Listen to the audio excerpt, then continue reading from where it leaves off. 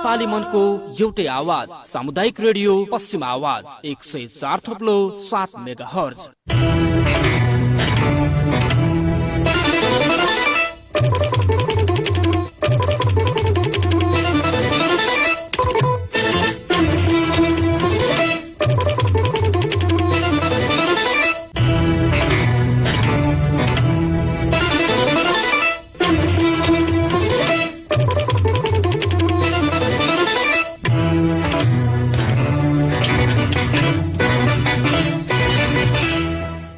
सामुदायिक रेडियो पश्चिम आवाज 104.7 मेगाहर्ज लम्की र अनलाइनमा रेडियो पश्चिम आवाज .org.np मार्फतै संसारभर एकैसाथ प्रसारण भइरहेको बिहान 6:30 बजेको आजको खबरमा नवीन देवकोटाको नमस्कार। आजको खबरलाई तपाईले सामुदायिक रेडियो पश्चिम आवाज र लम्की सञ्चार समूहको फेसबुक पेजबाट समेत एकैसाथ प्रत्यक्ष सुनिरहनु भएको छ। सबैभन्दा पहिले आजको खबरमा खबरका प्रमुख शीर्षकहरू। यस वर्षको एसई ज्येष्ठमा गर्ने राष्ट्रिय परीक्षा बोर्डको तयारी। चालु आर्थिक वर्षभित्रै भूमिहीनलाई लालपूर्जा वितरण गर्ने गरी काम थालिँदै सुदूरपश्चिमबाटै लालपूर्जा वितरण सुरु गरिने। संसद पुनर्स्थापना संविधानले नदिने प्रधानमन्त्री ओलीको दाबी। नेकपा बागमती प्रदेश संसदीय दलको नेतामा अष्टलक्ष्मी साक्य नियुक्त, पौडेललाई हटाइयो। हिजो तोकिएको मन्त्री परिषद पुनर्गठन विरुद्धका निवेदनमाथिको सुनवाई स्थगित। नेकपाको नाममा रहेको बोइङ खाता रोक्का गर्न दाहाल नेपाल समूहको पत्रचार। नेकपा सुदूरपश्चिमको खाता दाहाल नेपाल समूहको कब्जामा 30 लाख झिकियो। देशभर 24 घण्टामा थप 511 जनामा कोरोना संक्रमण पुष्टि, थप 7 जनाको मृत्यु। सुदूरपश्चिममा हिजो थपिए 51 जना संक्रमित। र धनगढीमा करिब 1 लाख बराबरको अवैध सामान बरामद। सुन न बुढी, घर अलि पुरानो भइसक्यो, रङरगन गर्नुपर्ने, आफूलाई केही थाहा छैन, के गर्ने होला हौ? के को रङरगनको कुरा गर्नु भएको? अब नयाँ घर बनाउने होइन? हुन त मैले भनेको कहिले नै मान्नु भएको छ र? आफूलाई रङरगन कसरी गर्ने थाहा छैन, तिमी भने नयाँ घरको कुरा गर्छौ।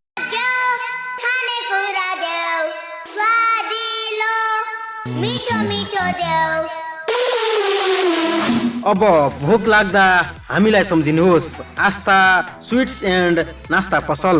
हामी कहाँ स्वादिष्ट नास्ता जस्तै रोटी तरकारी, छोला samosa, chhola bhatura, aloo paratha, paneer pakora, veg pakora, sandwich, burger, pizza, मिठाईका विभिन्न प्रकारहरू, बर्थडे केक, नमकिनका विभिन्न प्रकार लगायतका सम्पूर्ण नास्ता सुपथ मूल्यमा पाइन्छ।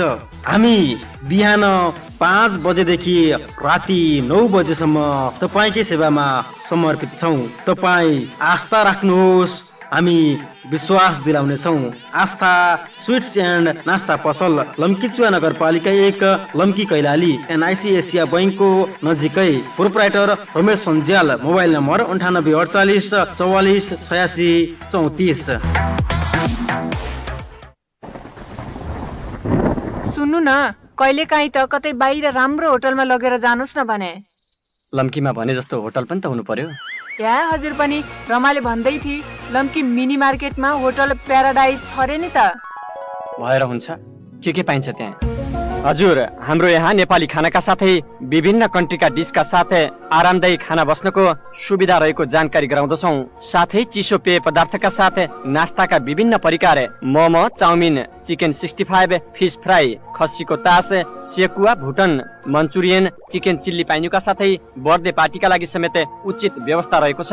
खाना बस्नको लागि अलग अलग क्याबिनको व्यवस्था रहेको होटल प्याराडाइज एन्ड रेस्टुरेन्टलाई एकपटक सेवा गर्ने मौका अवश्य दिनुहोला। Proprietor Jhupabhul, hotel paradise and restaurant, Lamkichaur नगरपालिका 1, लम्की कैलाली, लम्की मिनी मार्केटमा। सम्पर्क मोबाइल नम्बर 9868 53 22 97, 9825 52 70 19। तपाईले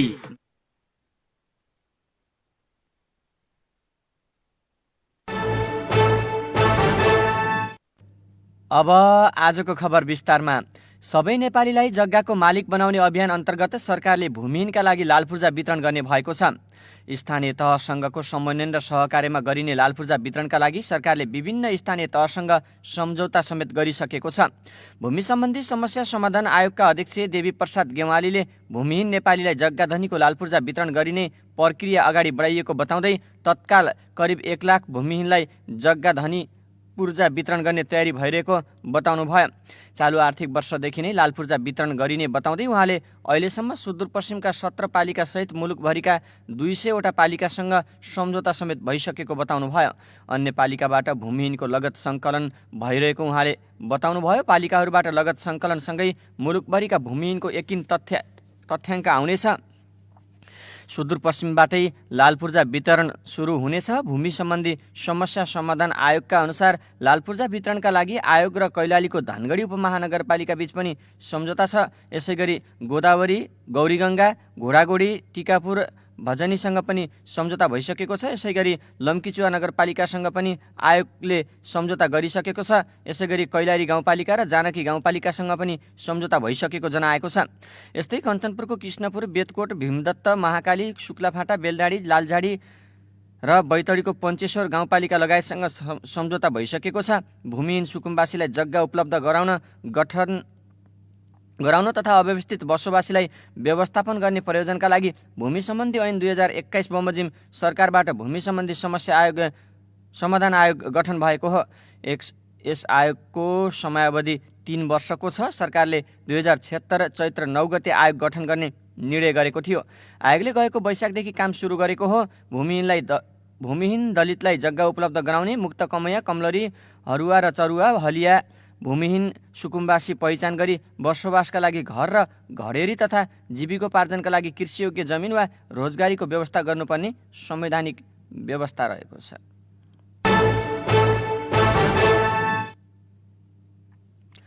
यस वर्षको एसी आगामी जेठमा हुने भएको छ।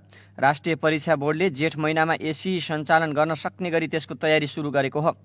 बोर्डका अध्यक्ष प्राध्यापक डाक्टर चन्द्रमणि पौडेलले अहिलेसम्मको अवस्था हेर्दा जेठसम्म परीक्षा गर्न सकिने सम्भावना देखिएकोले तयारी थालिएको जानकारी दिनुभएको छ। चैत्र वैशाखसम्म विद्यार्थीले पठन पाठनमा समय दिनुपर्ने अवस्था रहेको र असार साउनमा वर्षा हुने भएकोले जेठ महिनामा परीक्षाका लागि उपयुक्त हुने देखिएको उहाँले बताउनु भयो।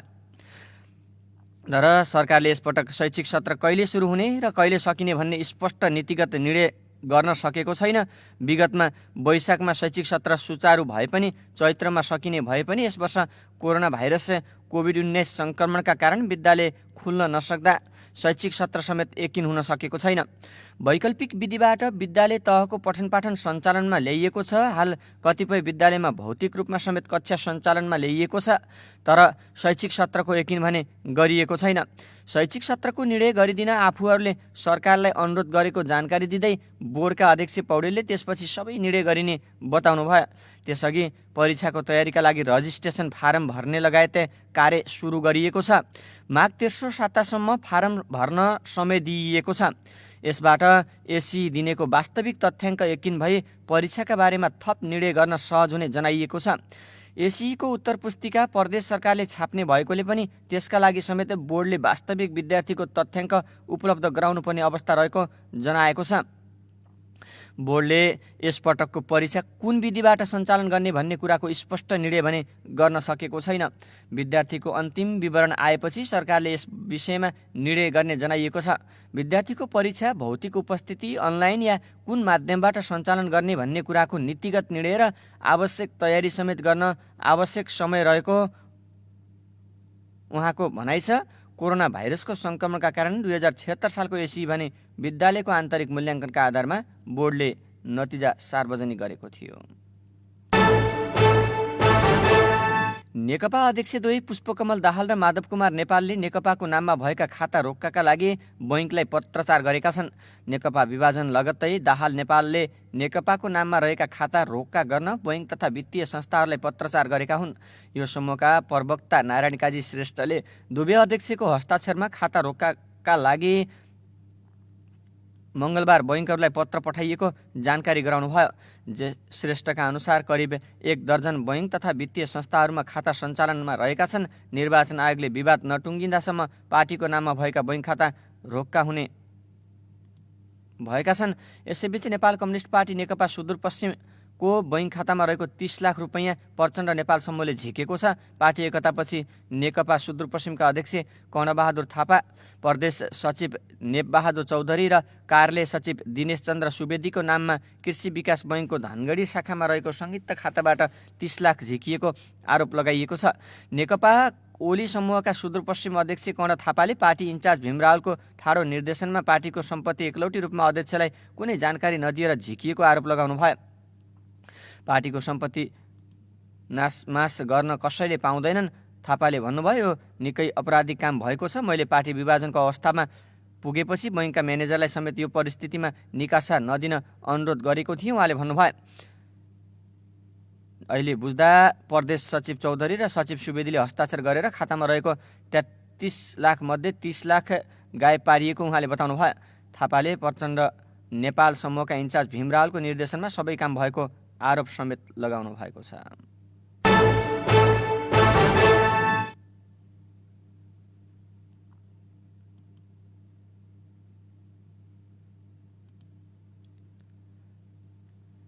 प्रधानमन्त्री तथा नेकपा अध्यक्ष केपी शर्मा ओलीले संविधान अनुसार नै संसद विघटन गरेकोले अब पुनः स्थापना हुन नसक्ने बताउनु भएको छ।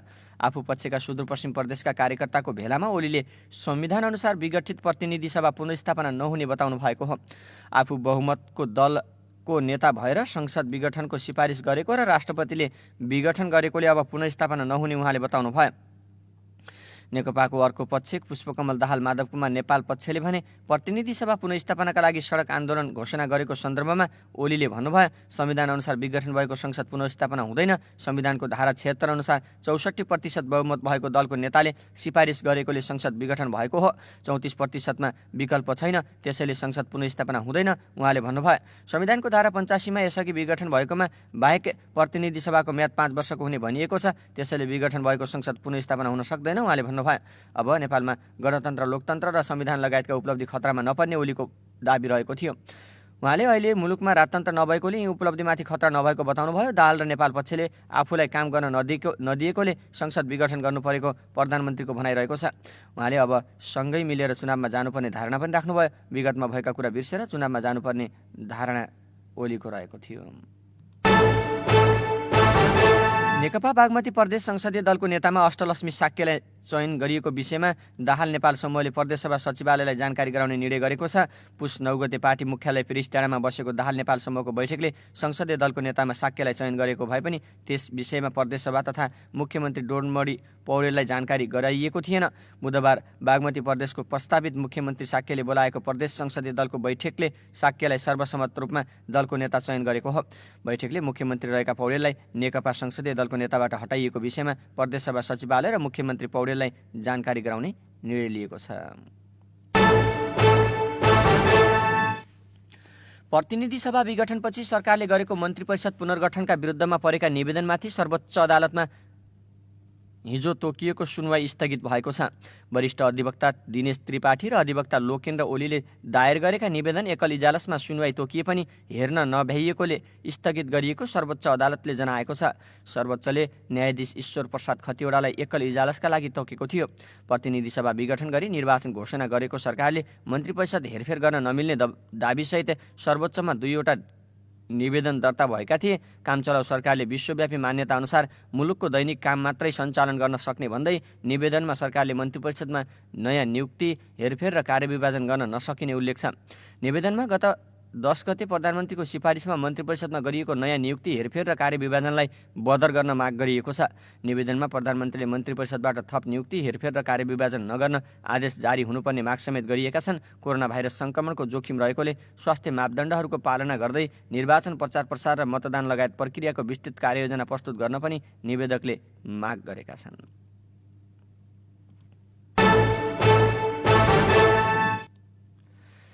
पछिल्लो 24 घण्टामा देशभर थप 511 जनामा कोरोना सङ्क्रमण पुष्टि भएको छ। स्वास्थ्य तथा जनसङ्ख्या मन्त्रालयका अनुसार 307 पुरुष र 204 महिला गरी 511 जनामा संक्रमण पुष्टि भएको हो। यो सँगै नेपालमा कोरोनाबाट संक्रमित हुनेको कुल संख्या 2,60,059 पुगेको छ।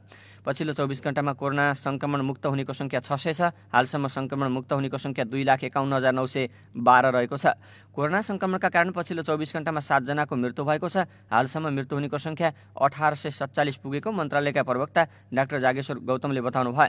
यसैबीच सुदूरपश्चिममा हिजो प्रदेशका 5वटा प्रयोगशालामा गरिएको परीक्षणमा 51 जनामा संक्रमण पुष्टि भएको छ। सेती प्रादेशिक अस्पताल, डडेलधुरा अस्पताल, जिल्ला अस्पताल बझाङ, जिल्ला अस्पताल बैतडीको र अछामको कम्बलबजार नगरपालिकाको प्रयोगशालामा गरिएको परीक्षणमा थप 51 जनामा संक्रमण पुष्टि भएको सामाजिक विकास मन्त्रालयका प्रवक्ता नरेन्द्र कार्कीले बताउनु भयो। सेती प्रादेशिक अस्पतालमा गरिएको परीक्षणमा 47 जना, जिल्ला अस्पताल बझाङको प्रयोगशालामा गरिएको परीक्षणमा 1 जना, डडेलधुरा अस्पतालमा गरिएको परीक्षणमा 3 जना र कम्बलबजार नगरपालिकाको प्रयोगशालामा गरिएको परीक्षणमा 1 जनामा संक्रमण पुष्टि भएको कार्कीले बताउनु भयो। सेती प्रादेशिक अस्पतालमा हिजो गरिएको परीक्षणमा कैलालीका 39 जनामा संक्रमण पुष्टि भएको अस्पतालका सूचना अधिकारी दिलीप कुमार श्रेष्ठले बताउनु भयो। उहाँका अनुसार सेतीमा गरिएको हिजोको परीक्षणमा धनगढी उपमहानगरपालिकाका मात्रै 34 जनामा संक्रमण पुष्टि भएको छ।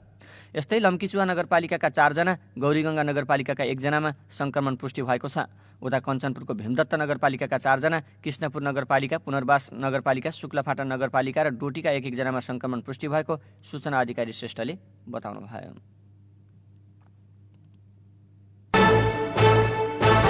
कैलाली प्रहरीले करिब 1 लाख बराबरको अवैध सामान बरामद गरेको छ। धनगढी उपमहानगरपालिका 3 स्थित सडक खण्डबाट भारतबाट ल्याइएका अवैध सामान बरामद गरिएको हो।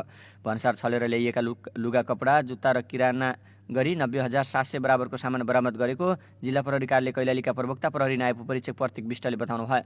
बरामद सामान आवश्यक कारबाहीका लागि त्रिनगर भन्सार कार्यालय पठाइएको उहाँले बताउनु भयो।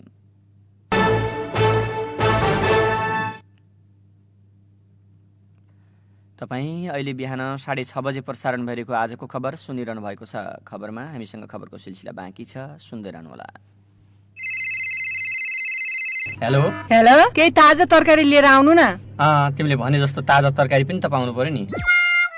हजुर पनि मोतीपुरमा गएर बैकको बाटो लिएर आउनु नि। हेलो हेलो, ल यही बेला फोन काटिनु पर्यो। होइन के भयो दाजु?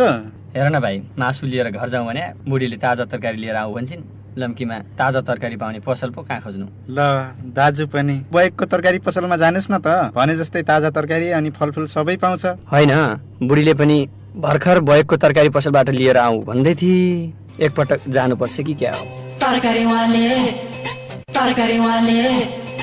हजुर, अब मोतीपुर चोकमा चौरी जाने बाटोको पश्चिम तर्फ पुरानो पसल आफ्नै भवनमा नयाँ सुविधाका साथमा जय कालसैनी टेरस तथा बैक तरकारी पसल सस्तो अनि सुपथ मूल्यमा ताजा तरकारी तथा फलफुल फुटकर तथा होलसेल मूल्यमा पाइन्छ। प्रोप्राइटर हिरा सिंह बैक, जय कालसैनी टेरस तथा बैक तरकारी पसल, लम्कीचुवा नगरपालिका 2, मोतीपुर कैलाली। सम्पर्क मोबाइल नम्बर 9841 43 44 59, 9811 62 91 39। सेवा गर्ने मौका अवश्य दिनुहोला।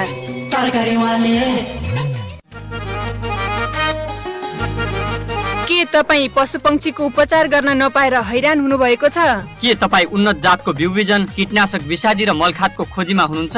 हजुर, अब मोतीपुरमै खुलिसकेको छ साउथ एग्रोभेट सेन्टर। हजुर, हामी कहाँ विभिन्न पशुपन्छीको उपचार गरिनुका साथै उन्नत जातका बिउ बिजन, कीटनाशक, विषादी, मलखाद, कुखुराको दाना समेत उपलब्ध गराइन्छ। साथै हामी कहाँ लोकल ब्रोइलर र गिरिराजका चल्लाहरू समेत अर्डर अनुसार सुपथ मूल्यमा उपलब्ध गराइन्छ। Proprietor Dipendra south agrovet centre, Lamkichuwa नगरपालिका 2, मोतीपुर कैलाली। मोतीपुर चोकदेखि 50 मिटर तल कान्छी बजार जाने बाटोमा। सम्पर्क मोबाइल नम्बर 9815 63 84 73, 9865 73 40 23। एकपटक सेवा गर्ने मौका अवश्य दिनुहोला। South agrovet centre, Motipur Kailali. विगत धेरै वर्षदेखि तपाईहरूकै सेवामा समर्पित तीर्थ चस्मा सेन्टर लम्कीचुवा नगरपालिका 1 टिकापुर रोड लम्की कैलाली। हामी कहाँ टाउको दुख्ने, नजिक वा टाढाको वस्तु धमिलो देखिने, मसिनो अक्षर पढ्न गाह्रो हुने, आँखाबाट आँसु आउने, चिलाउने, बिजाउने, रातो हुने जस्ता समस्या समाधानका लागि दक्ष आँखा प्राविधिकद्वारा आँखा चेक जाँच गरी नजर तथा धूप छाया चस्माहरू तयार पारिनुका साथै computer glass, compound glass, B2 glass, आकर्षक चस्माका फ्रेम र गगल्सहरू पाइन्छ। तीर्थ चस्मा सेन्टर लम्कीचुवा नगरपालिका 1 टिकापुर रोड लम्की कैलाली, विद्युत टावरको दक्षिणतर्फ घरको माथिल्लो तलामा। सम्पर्क मोबाइल नम्बर 98 68 41 11 73 र 98 69 71 12 20।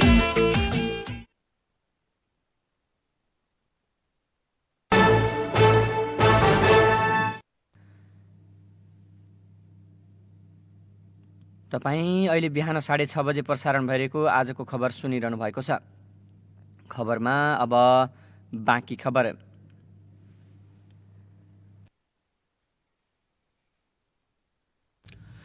वैदेशिक रोजगार विभागले वैदेशिक रोजगारीको करार अवधि समाप्त भएका श्रमिकले पुस 17 गते शुक्रबारदेखि अनलाइन फारम मार्फत नै श्रम नवीकरण पुनः श्रम स्वीकृति गर्न पाउने भएका छन्। विदामा आएका वा विदेशमा रहेका श्रमिकले अनलाइन मार्फत नै पुनः श्रम स्वीकृति लिन पाउनेछन्। वैदेशिक रोजगार विभागद्वारा हिजो जारी विज्ञप्ति अनुसार एकपटक आँखा वा औँठा छापको स्क्यान लिइसकेका श्रमिकले मात्रै अनलाइन मार्फत आफ्नो श्रम नवीकरण गर्न पाउने भएको हुन्।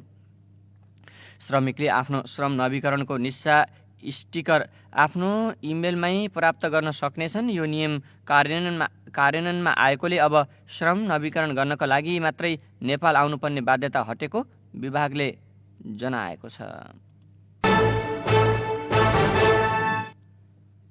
सरकारले निर्मला हत्या प्रकरणमा बर्खास्तीमा परेका तत्कालीन कञ्चनपुर प्रहरी प्रमुख प्रहरी उपरीक्षक एसपी दिल्लीराज विष्टलाई सेवामा फर्काउने निर्णय गरेको छ।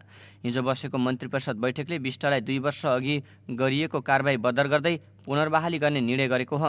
प्रहरी महानिरीक्षक समेतको टोलीले स्थलगत अध्ययन गर्दा कर्मचारीबाट चरम लापरवाही र गैर व्यावसायिक कार्य भएको देखिएको भन्दै विष्ट र प्रहरी निरीक्षक जगदीश भट्टलाई 8 कार्तिक 2075 मा बर्खास्त गरिएको थियो। यसअघि प्रकरणमा निलम्बनमा परेका केन्द्रीय अनुसन्धान ब्युरो CIB का तत्कालीन DSP अङ्गुर जीसी लगायत सेवामा फर्किसकेका छन्। 11 साउन 2075 मा कञ्चनपुरमा बालिका निर्मला पन्तको बलात्कारपछि हत्या भएको थियो। प्रकरणको अनुसन्धानमा प्रहरीले लापरवाही गरेको आरोप लागेको थियो। प्रकरणमा आरोपित भने अझैसम्म पक्राउ पर्न सकेका छैनन्। कञ्चनपुरमा धामी झाँक्री गर्ने क्रममा मन्दिरमै ढलेर एक वृद्धको मृत्यु भएको छ। भीमदत्त नगरपालिका 2 महुलिया स्थित विदेश्वर महादेव मन्दिरको शिलान्यास कार्यक्रममा धामी झाँक्री गर्ने क्रममा 81 ढलेका 65 वर्षीय अङ्कसिंह धामीको मृत्यु भएको प्रहरीले जनाएको छ। जिल्ला प्रहरी कार्यालयका प्रवक्ता प्रहरी नायब उपरीक्षक अमर बहादुर थापाले मन्दिरमै ढलेका बैतडीको पुर्चौडी नगरपालिका 1 का भण्डारीको उपचारका क्रममा महाकाली अस्पतालमा मृत्यु भएको बताउनु भयो। उहाँका अनुसार मृतकको शव परीक्षणका लागि महाकाली अस्पतालमै राखिएको छ।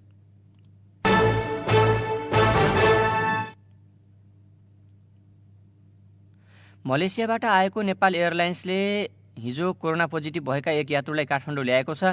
145 यात्रु लिएर आएको विमानले रिपोर्ट पोजिटिभ भएका रौतहटका एक युवालाई ल्याएको हो। स्वास्थ्य सेवा विभागको हेल्थ डेस्कमा जाँच गर्ने क्रममा उनले रिपोर्ट पोजिटिभ देखाएका थिए। जहाज चढ्नु 72 घण्टा अघि कोरोना परीक्षण गरेर नेगेटिभ आएको यात्रु मात्रै जहाजमा चढाउनु पर्ने अन्तर्राष्ट्रिय अभ्यास छ। यही अभ्यास अनुसार विदेशबाट आउने सबै यात्रुले PCR परीक्षण गर्नुपर्ने हुन्छ।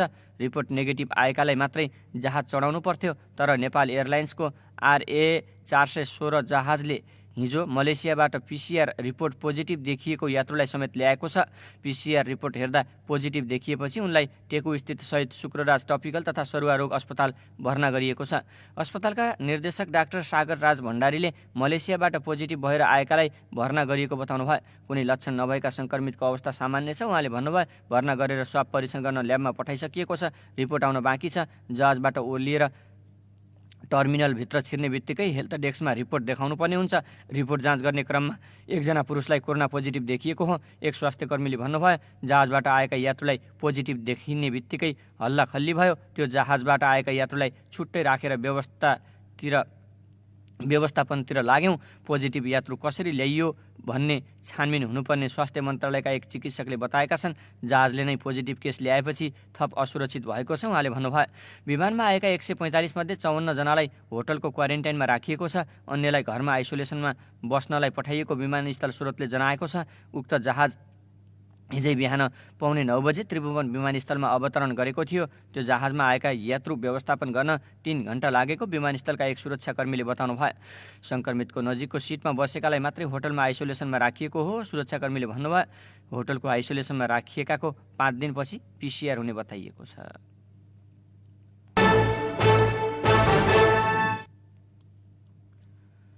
भारतको राजधानी नयाँ दिल्लीमा हिजो 8 जनामा नयाँ प्रकारको कोरोना भाइरस सङ्क्रमण देखिएको छ। यसैगरी 6 जनामा भने कोलकाता, बेङ्गलोर र पुनाको प्रयोगशालामा पुष्टि भएको बताइएको छ।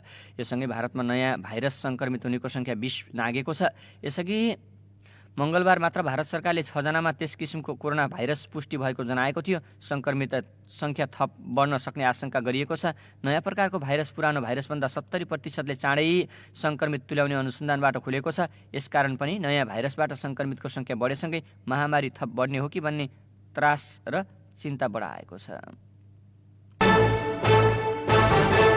र सिङ्गापुरमा कोभिड-19 विरुद्धको खोप लगाउन थालिएको छ। हिजो बिहानबाट सिङ्गापुरमा पनि कोभिड-19 विरुद्धको खोप लगाउन थालिएको हो। यो खोप पहिलो चरणको हो। पहिलो चरणको खोप सिङ्गापुरका स्वास्थ्यकर्मीलाई दिइने जानकारी गराइएको छ। सिङ्गापुरको नेसनल सेन्टर फर इन्फेक्सस डिजिजका स्वास्थ्यकर्मीलाई दिइनेछ। सोही किसिमले तयारी भएको सिङ्गापुरको स्वास्थ्य मन्त्रालयले जनाएको छ। बिहान 6:30 बजे प्रसारण भएको आजको खबर सकियो। जानुभन्दा पहिले आजको खबरका प्रमुख शीर्षक फेरि एकपटक। यस वर्षको एसी ज्येष्ठमा गर्ने राष्ट्रिय परीक्षा बोर्डको तयारी। चालु आर्थिक वर्षभित्रै भूमिहीनलाई लालपूर्जा वितरण गर्ने काम थालिँदै सुदूरपश्चिमबाटै लालपूर्जा वितरण सुरु हुने। संसद पुनर्स्थापना संविधानले नदिने प्रधानमन्त्री ओलीको दाबी। नेकपा बागमती प्रदेश संसदीय दलको नेतामा अष्टलक्ष्मी साक्य नियुक्त। पौडेललाई हटाइयो। हिजो तोकिएको मन्त्री परिषद पुनर्गठन विरुद्धका निवेदनमाथिको सुनवाई स्थगित। नेकपाको नाममा रहेको बैंक खाता रोक्का गर्न दाहाल नेपाल समूहको पत्राचार। नेकपा सुदूरपश्चिमको खाता दाहाल नेपाल समूहको कब्जामा 30 लाख झिकियो। देशभर 24 घण्टामा थप 511 जनामा कोरोना सङ्क्रमण पुष्टि। थप 7 जनाको मृत्यु। सुदूरपश्चिममा थपिए 51 जना सङ्क्रमित। र धनगढीमा करिब 1 लाख बराबरको अवैध सामान बरामद। हवस् त बिहान 6:30 बजे प्रसारण भएको आजको खबर सकियो। हामी बिहान 10 बजे खबर संक्षेपका साथ फेरि उपस्थित हुनेछौँ। बिहान 6:30 बजेको आजको खबरबाट प्राविधिक धीरेन्द्र परियारलाई धन्यवाद। नवीन देवकोटा बिदा हुन्छु। नमस्कार।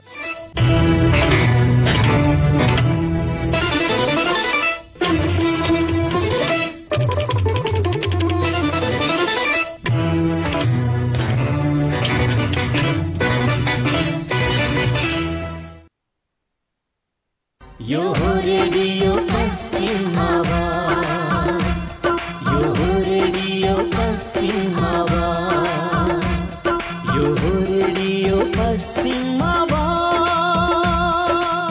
नेपाली मनको एउटै आवाज सामुदायिक रेडियो पश्चिम आवाज 104 थोप्लो